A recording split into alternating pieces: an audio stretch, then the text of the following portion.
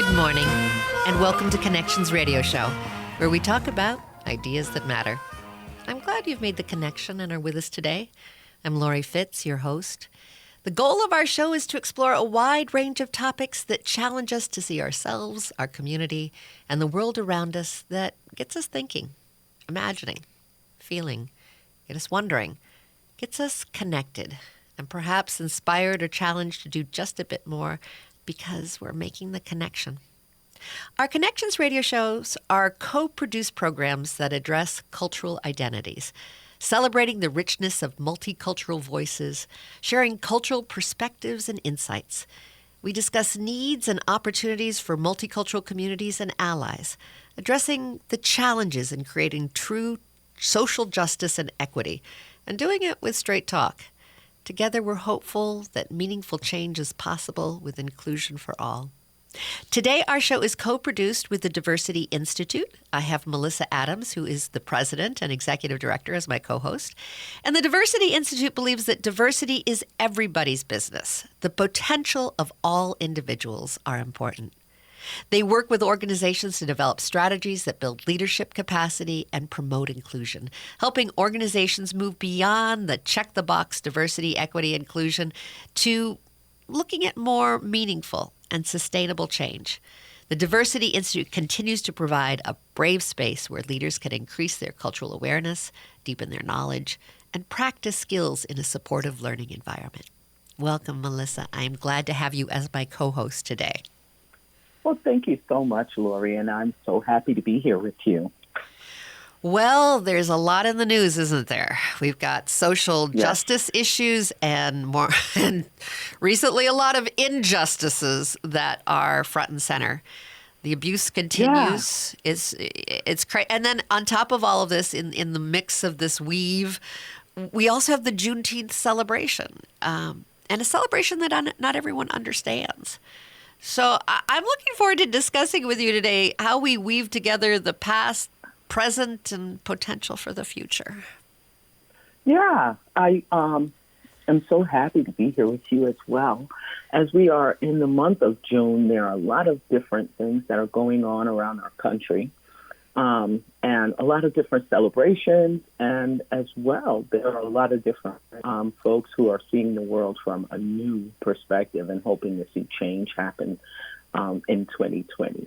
Something that's interesting that ties into June, right? Obviously, we're talking about the month of June being also the same month that the Emancipation Proclamation actually started to unfold, and we could actually see in America a tide change, right? So it was the name of the holiday for African Americans around this time is Juneteenth, which kind of is a juxtaposition of the two words, June and 19th, which is a commemorative date, which would be June 19th, 1865, which is actually about 2.5 years after the signing of the Emancipation Proclamation.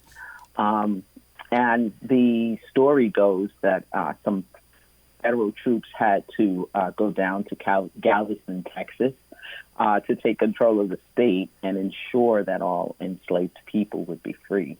And this day became what we call now the Juneteenth holiday. And, interestingly enough, Juneteenth is actually celebrated in approximately 47 of the 50 states. It's a recognized state holiday, which is really cool, right? That people have actually taken some time to make this something that is important to them. Yeah, I think it's also interesting. It's also interesting that it was like 2.5 years after the emancipation, and what was the delay that they had in bringing this news to Texas?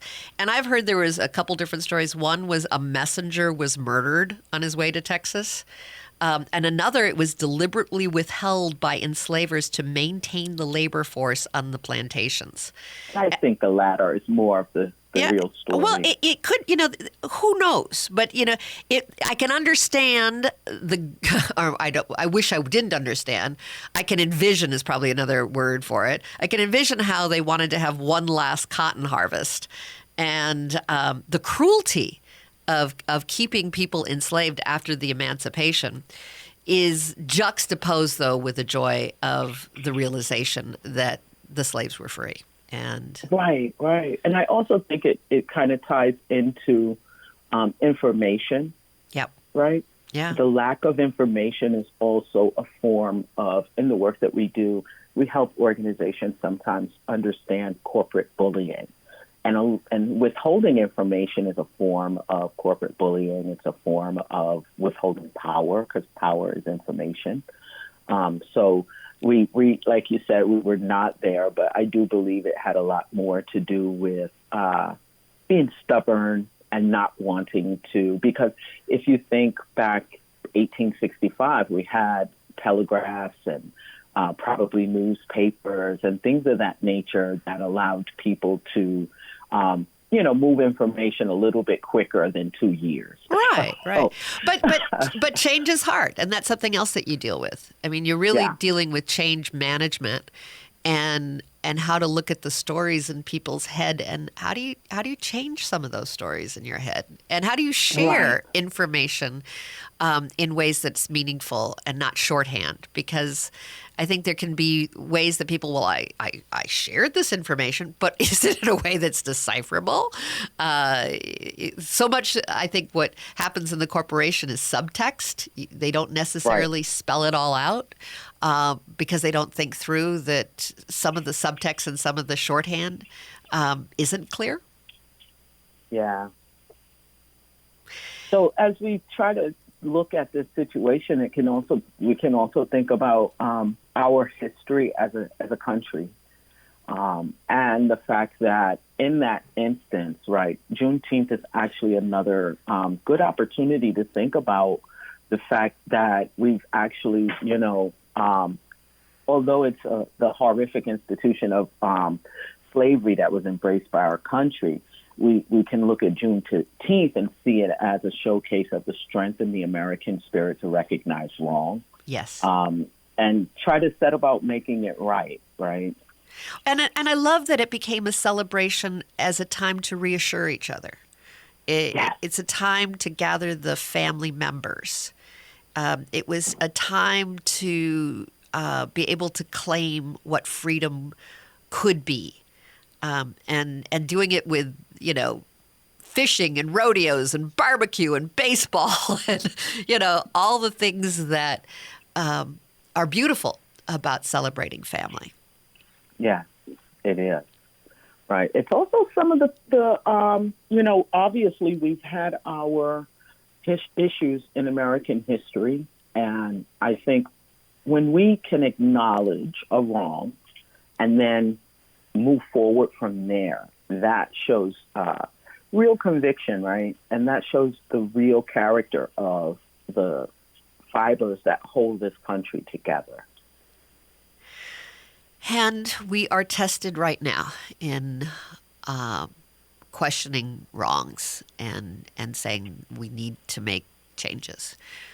Yeah. You were sharing earlier with me some of the things that very difficult in the news. It can be overwhelming. But share some stuff that you noticed this morning that just like you wake up to, okay, what else are we going to be facing of injustice? Right. And, there are a lot of different things that are happening in our country right now. One, for sure, we need to keep an eye on COVID-19, right? And the COVID-19 stats are currently increasing. It could be due to protests. It could be due to relaxing the restrictions of stay at home a little bit too early. It could be a number of things that are causing this in our society. But it's something that we really need to keep our eye on.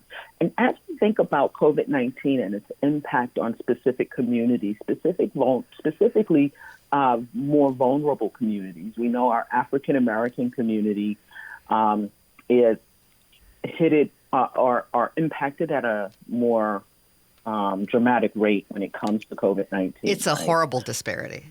Yeah. It's So at a time like this, while we're dealing with these sorts of disparities in our community, we know that the African American community is hit hardest. Our communities that are on the fringes of society, those folks who are in what we consider marginalized communities, which would be our senior citizens, maybe our African American, our LGBTQ community. These folks are all socioeconomic vulnerable. disadvantage, the poor. I mean, Poor, right? And in this moment, I just noticed this. I'm sorry, Lori. No, go ahead. No. Go ahead. I just noticed this morning in the news that President Trump recently rolled back some health care advantages that were extended to the gay community, which is really heartbreaking, right? The administration has finalized a rule that would remove non-discrimination protections for the LGBTQ people in healthcare and health insurance, and it rolls back Obama-era protections that prohibited discrimination in healthcare based on gender. And this is like, can you do that? Yeah. What? Excuse me. You know what just happened here? Right. And it's he's got all of this drama around doing his big rally, and then underneath it all, look what he's doing. I mean, right. There's a tendency to want to look at all these amazing. Why would we have a rally? Why would he want to have a rally that he has people sign off going, "Oh, if you get COVID-19, not my fault," and that's the focus. And we miss some of the really radical, horrible things of rights and being taken away. It's heartbreaking. Right. And Lori, I tell you, when after the 2016 election, and many kids were afraid that Donald Trump would kick them out of the country. Huh. They were learning this in the elementary schools, that children were saying this. And African American children, they also thought that he could kick them out of the country. Oh my goodness! The African American community, we have some folks in our community who are currently really afraid that the president will use laws to re-enslave the African American community. And when I say that, it sounds really crazy, but if you think about some of the ways that he can manipulate the laws in order to stop us from going certain places, to prevent us from being able to work, or to cause all sorts of other oppressions in the community. Just the fact that they are not really closely collecting data by race and ethnicity on this COVID-19. They're just not doing that. And it's like, why not? Why isn't more research going into supporting the solutions to the disparities? When you don't invest, and that it's the issue. I mean, it's plain as day that these are the issues, and yet it's just, it doesn't exist. If we don't talk about it, it doesn't exist.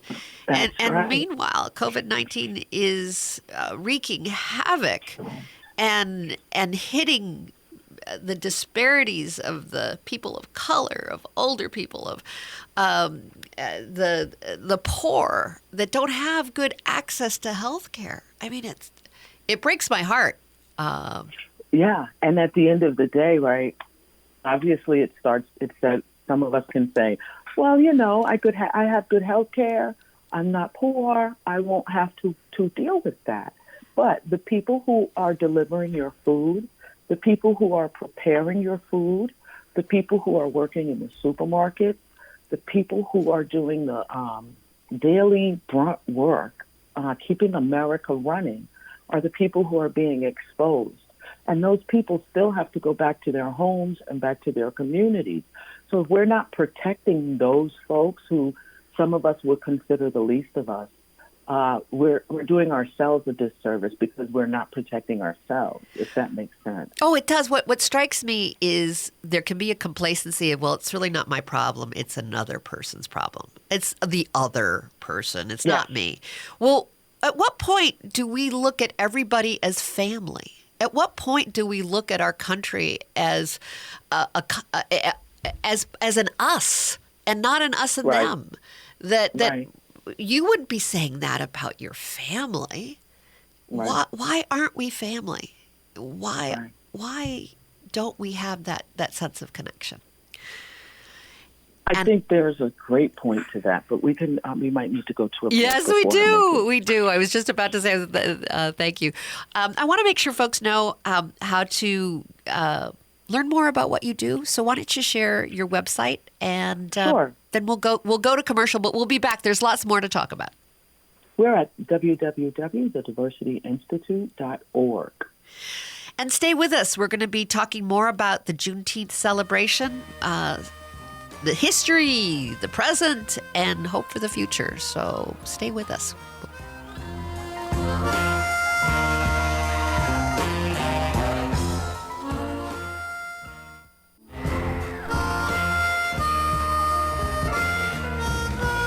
Welcome back to Connections Radio Show, where we talk about ideas that matter.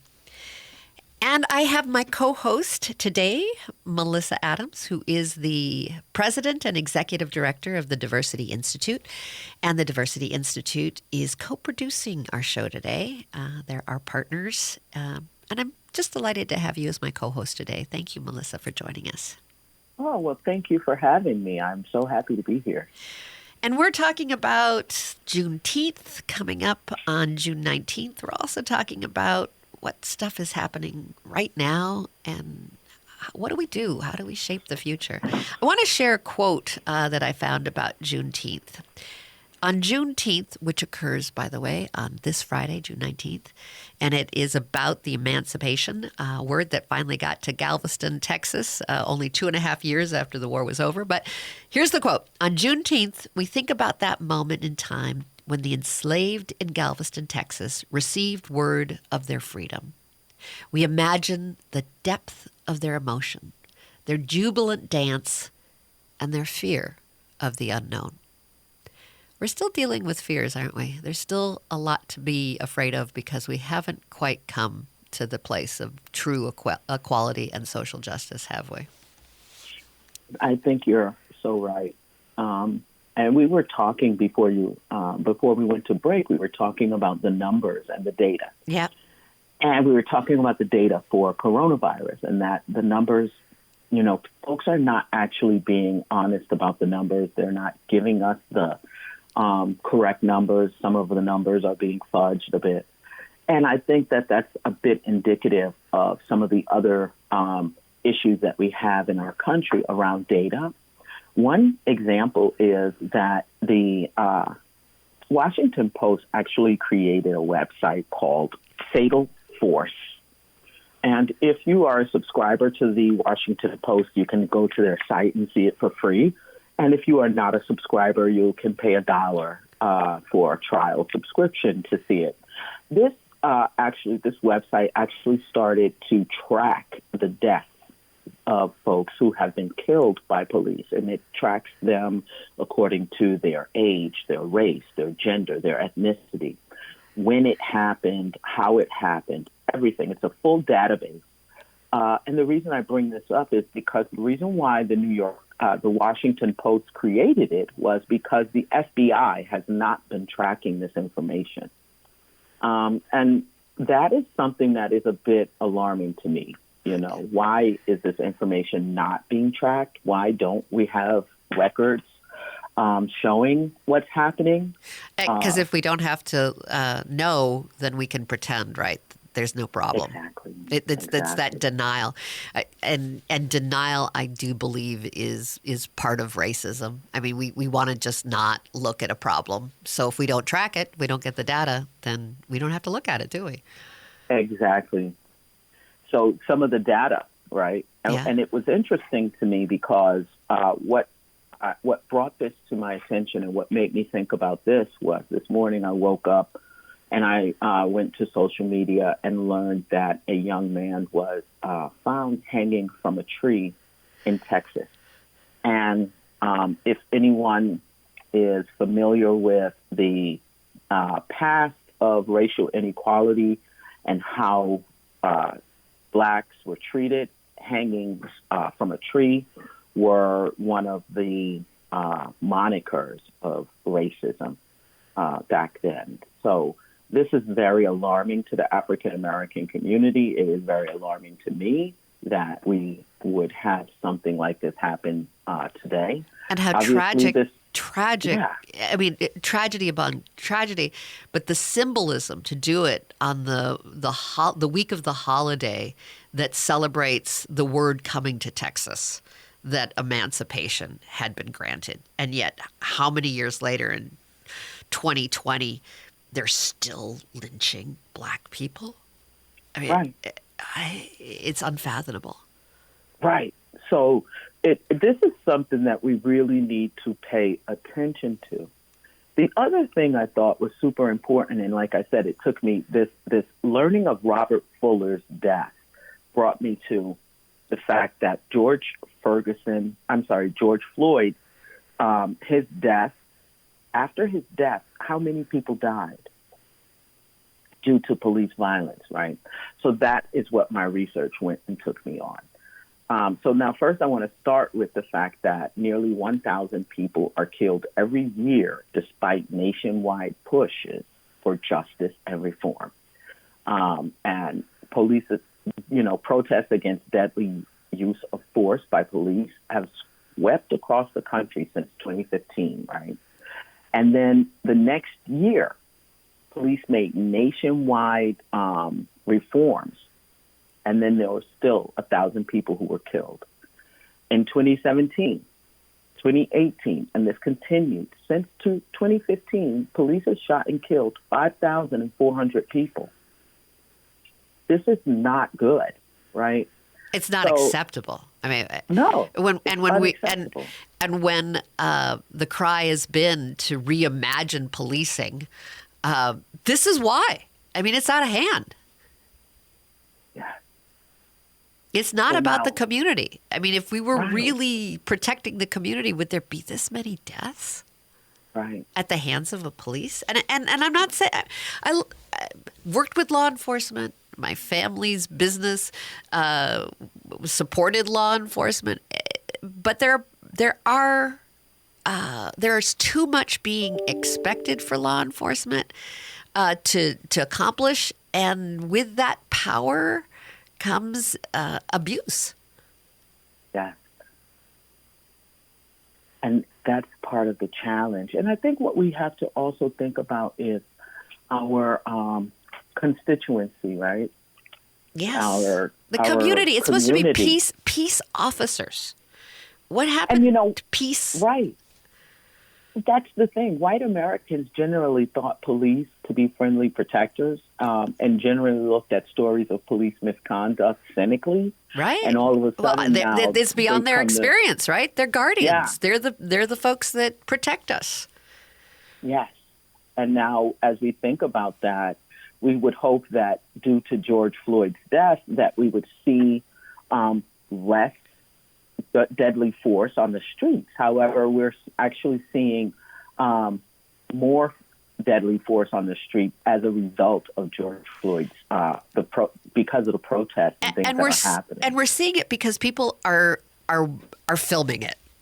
And you Right. can't deny what you see. I mean, that young woman that filmed it changed the world because she stood her ground even when being told she was going to be maced. She stood her ground. When the police knocked down that 75-year-old guy and he's bleeding from the ear, when young protesters are beaten in front of us because we can see it on film,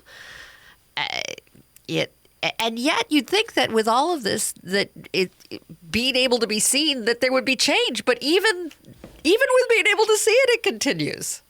And that's part of the problem. Part of the problem is we do not have any national standards. Right.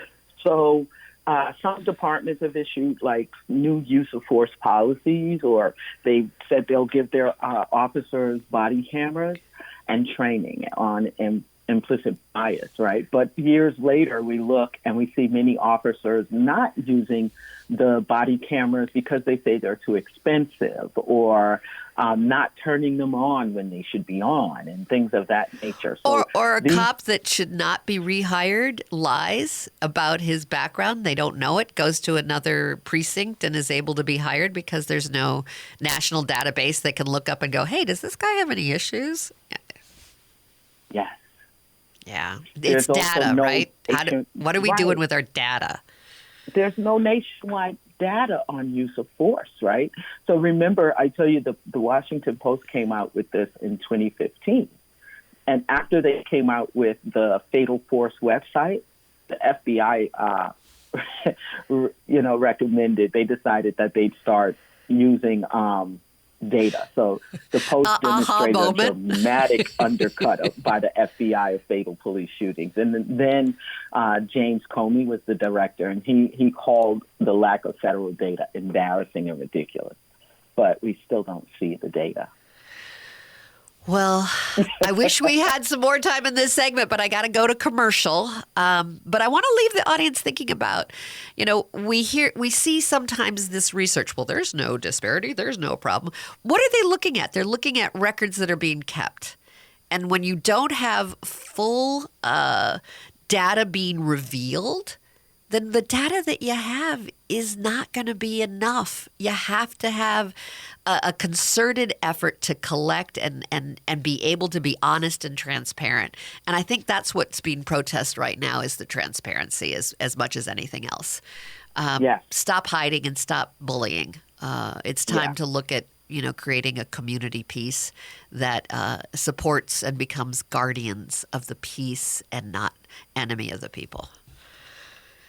And with that, we'll have to take a break. But I do want to make sure that folks know how to follow up with you, my friend Melissa. The Diversity Institute, give us the website and if there is a good email to use. info@thediversityinstitute.org or thediversityinstitute.org, and you can send us a comment right on the website. Terrific. Well, stay with us. We'll be right back after some good commercials, and we'll continue our discussion of the history of Juneteenth, what we're dealing with in the present, and hopes for the future.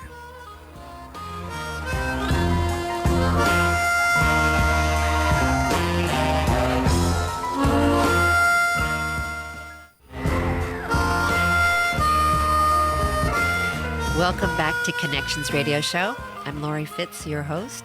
And today our show is co-produced with the Diversity Institute. I have Melissa Adams, who is the president and executive director, as my co-host. And we've been talking about Juneteenth, the history, what it means to celebrate Juneteenth, and then in the context of what's happening now and our hopes for the future.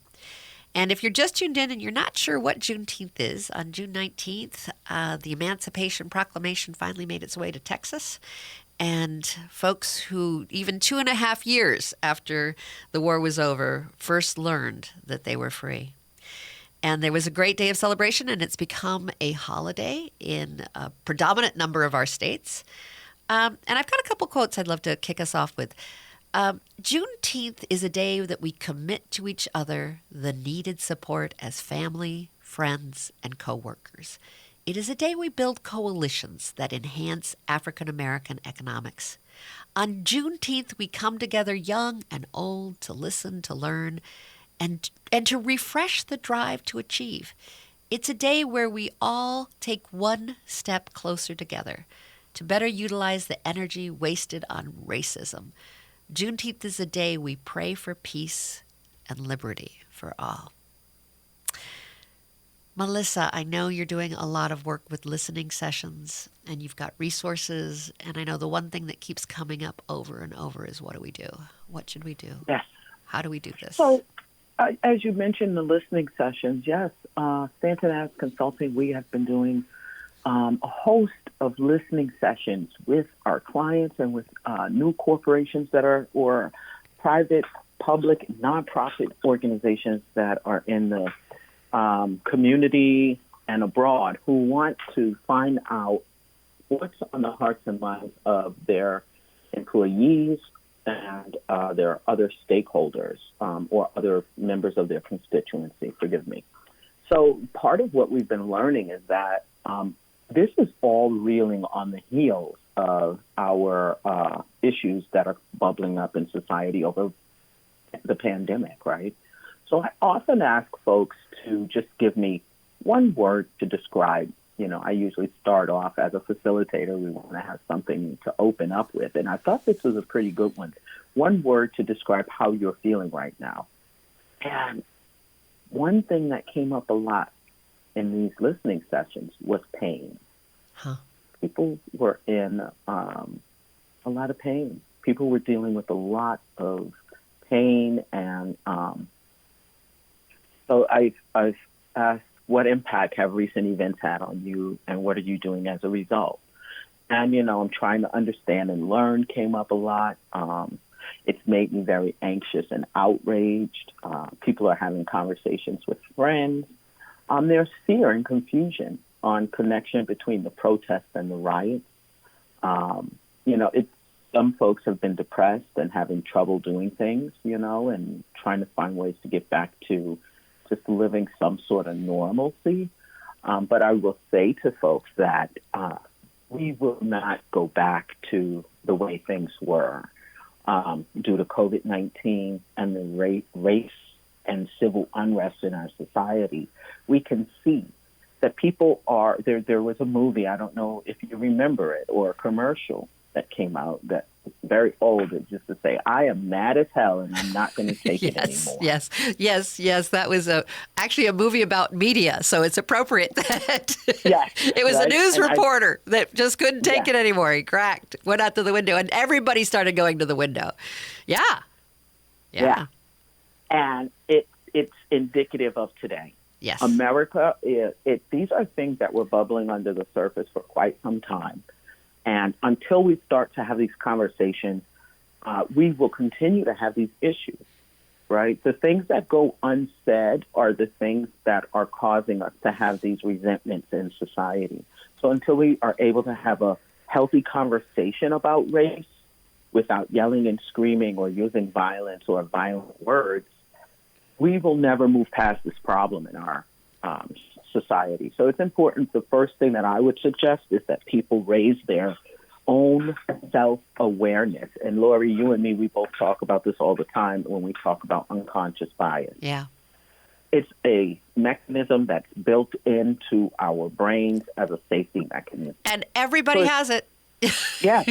We all have it. You, me, the president. Absolutely. And being able to just recognize it. It turns it into an opportunity instead of something that you feel ashamed of. It's like, wow, where did that come from? Why did I react that way? What's going on there? Yeah. And I think, as you mentioned, looking at things that we can do, there are a couple of things we can do. As it pertains to Juneteenth, I would suggest if anyone is interested in learning more about Juneteenth, there are a couple of good websites. One is Juneteenth.com. That's JUNETEENTH.com. This website is all you need to know about Juneteenth. It is a website that is free. It has all the information you need. It also has many different ways that you can celebrate, either if it's inside of your organization, inside of your community, or inside of your home. And how wonderful would it be for all of us to take the time and celebrate Juneteenth and celebrate a future of connection? Celebrate what can we look that was so tragic in our past that we can overcome with hope for tomorrow in terms of making a commitment to change? I think people do it every day. Yeah. They overcome things every day. You have people who have overcome addiction, people who have overcome abuse, people who have overcome all sorts of things in their lives. And America has overcome. America has overcome 9/11, right? Yeah. We're going to overcome COVID-19. We overcame racism early in the 1960s to create civil rights bills. We overcame when we created the marriage amendment so that there were equal rights for gay Americans to get married. So we will persevere, but we need to do it together. This is not an opportunity. If you look at the news right now and you look at where we are in our country, it's very easy to get on one side or the other. And that's not what we need. We need to align on our values as Americans. And create a plan to change. Right. Commit to that. I have been so moved by the commitment of the multi-generational, multicultural coming together and just saying, no, we cannot continue on this path. This is unacceptable. And creating a new vision for the future of what it could look like. So the new normal, the future normal, doesn't have to have a lot of the crap that we've had in the past. This is a reset button opportunity that I hope that we'll take advantage of. And we have to go to break. We have to go to break again. And then we'll have one more segment coming up, and I'd love to continue to share resources and ideas and things to do in our next segment. And for more information about the Diversity Institute and all the wonderful work that both Melissa and her partner Cecilia do, I encourage you to go to the diversityinstitute.org. Or if you want to send an email to info@diversityinstitute.org. Stay with us. We'll be right back after a few commercials.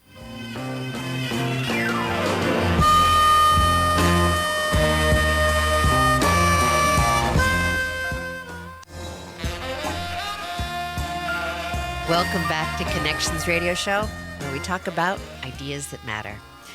And today our show is co-produced with the Diversity Institute, and I have Melissa Adams, who is the president and executive director, as my co-host. Welcome, Melissa. Thank you so much for sharing your insights and your passions and your support for changing the world. How can we talk about it? Sometimes people have a hard time. That. Oh, absolutely. Yeah. Absolutely. People sometimes do have a hard time talking about race. I think people feel, I'm going to say something wrong. I'm going to be a bad person, so I'm just not going to say anything at all. And that's not the road to take. The road to take is going, I'm going to blow it. I'm going to make some mistakes, and that's okay. Yeah. And what's great is in your environment, and I've been to your institute's programs, and I just love them. You make people feel safe, and it's okay. It's okay. What's most important is the communication, is the conversation. Right.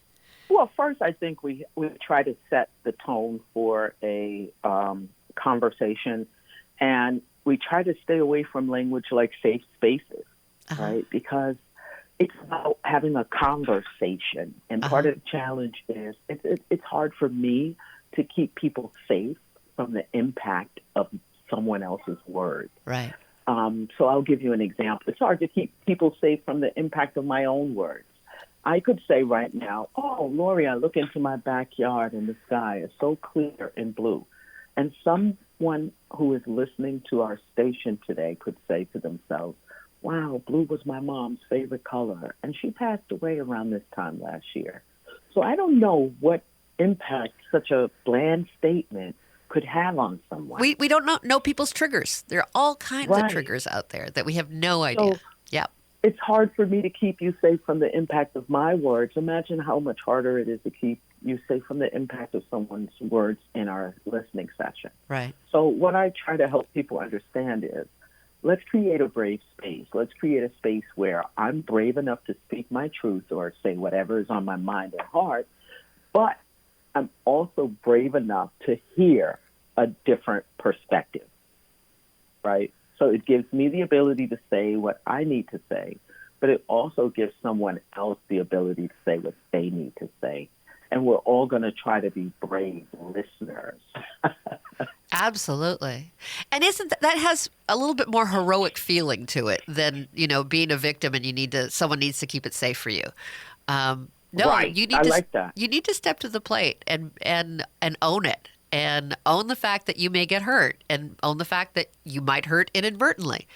But we're going to talk about it and not, pretend it's not there or do passive aggressive reaction to it or go into denial. We're going to be present, and we're going to do straight talk. Yeah. And Lori, you said it so eloquently. It's about being brave, right? So if anyone was to go to our website today, they'd see Brave, Bold Steps on our front page, because we believe that it takes courage. It takes the ability to be brave. It takes commitment to speak truth to power. So we started out our conversation talking about Juneteenth and how laws were passed in America, and some of those laws were not abided by. So the government had to actually act and ensure that Texas had freed its slaves. So that is the responsibility of society, right? To act, to be brave enough to say, something's wrong here and we need to fix it. What I love when you said the word courage, it's my favorite word. The root of courage is French, the C-O-U-R, and it means heart. So courage doesn't mean that you're not afraid. Courage means that you're doing it with heart. That your heart is bigger than your fear, and that your heart knows where we need to go. Right. And even though it can be fearful, and even though and it gets back to what you said earlier, it's about aligning our values. That's where our heart is, where our values are. Exactly. And you will fight for your values, right? Yes. You'll fight with your heart. You fight for us. You fight for family. You fight for what's right. Exactly. And and what kind of call to action can we inspire so that sense of us is something that we do want to fight for, that we do want to be brave. I think you are 100% correct. We need to talk about some solutions, right? I think part of the challenge often is we belabor the point in talking about the problem. I want to give your listeners some solutions today. So one is we need to talk about racism and acknowledge that it's for the pervasiveness then of racial discrimination and the fact that it's part of our history. And if we do not talk about our history, we are damned to repeat it. Actively, intentionally work to ensure that the new policies, programs, and investments do not exacerbate or reinforce or recreate any form of racial disadvantage. Let's not create any new forms. And then let's audit the past policies and procedures, right, to ensure that they're not impacting marginalized communities. We can make sure that people of color have a seat at the table, make sure that Black, African American, Brown, Indigenous people, and Asian and Hispanic people have a seat at the table where they are included in the conversation. Also, let's not include people of color as an afterthought. Let's not say, here's a program we created, tell us what you think. Or tell us what all Black people think about it. Right. You're one person who can help me. You're one Black person that I know, right? Understand that there are disparities and examine data.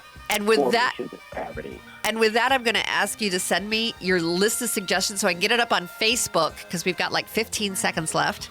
And there's more to talk about. So you're just going to come back and we're going to talk some more about things that we can do. And I'm excited about our partnership with the Diversity Institute and the upcoming programs. Next week, we're going to have Rose McGee talk about Juneteenth as well and all the work she does with Sweet Potato Pie.